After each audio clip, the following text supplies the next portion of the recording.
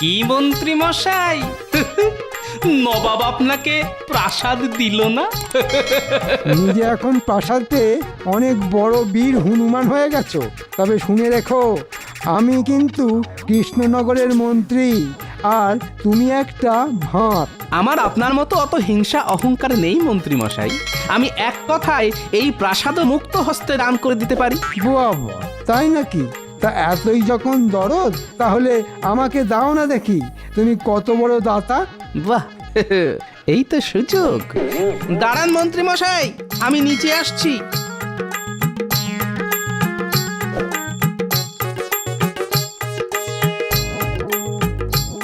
আজ থেকে এই বাড়ি আপনার, আর বাড়ির সমস্ত দায় দায়িত্ব, দেনা পাওনা, খরচাপাতি সবকিছুর ভারও আপনাকেই নিতে হবে। এটা এই কাগজে স্বাক্ষর করে দিতে হবে।